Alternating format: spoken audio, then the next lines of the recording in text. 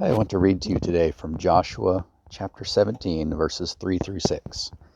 And if you remember, in the wilderness, a man named Zelophehad had 5 daughters, but no sons.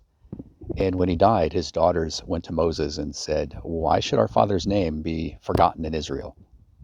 A man's name, his reputation, and his legacy is tied to his inheritance with the land. And if Zelophehad would have had no inheritance in the land, then Israel would have had no reason to remember him. So his daughters wanted to make sure that their father's legacy lasted, and so they asked Moses to give them an inheritance. And Moses agreed, said this was a good idea. Women certainly inherited in ancient Israel. The normal route of inheritance was to the sons, but in the absence of sons, daughters could inherit. And Moses said as long as they married men within their own tribe, so that the land would stay in their tribe, they would inherit the land that would have gone to Zelophehad's sons. So here they are. They have mostly conquered the land of Canaan. The tribe of Manasseh has been given their territory. And this is from Joshua 17. But Zelophehad, the son of Hepher, the son of Gilead, the son of Machir, the son of Manasseh, had no sons, but only daughters. And these are the names of his daughters: Mahlah, Noah, Hoglah, Milcah, and Tirzah. And they came near before Eleazar the priest, before Joshua the son of Nun, and before the rulers, saying, Yahweh commanded Moses to give us an inheritance among our brothers. Therefore, according to the commandment of Yahweh, he gave them an inheritance among their father's brothers. 10 shares fell to Manasseh, besides the land of Gilead and Bashan, which were on the other side of the Jordan, because the daughters of Manasseh received an inheritance among his sons, and the rest of Manasseh's sons had the land of Gilead. So they went to Joshua and reminded him of the promise that God had made through Moses, that they would inherit land. And now that the land was in the possession of Manasseh, they wanted what had been promised. They weren't demanding something they didn't have a right to. They weren't bossing Joshua around. They weren't commanding him. They weren't taking any authority. They were simply reminding him that God had made a promise. And God respects this kind of behavior. He wants us to come to him and remind him of the things that he has said. He wants us to repeat his own words back to him, to remind him that he has made promises about our inheritance with Israel, about healing in the power that he has given us because of Yeshua.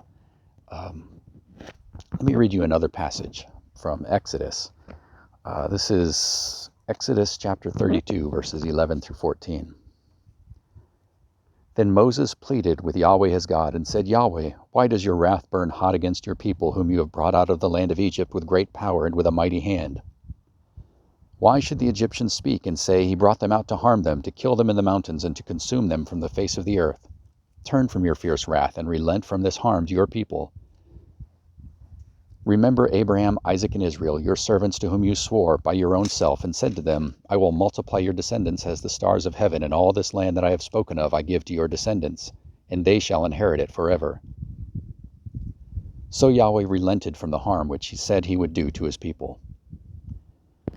Now, God never intended to actually wipe out Israel. This was a test of Moses.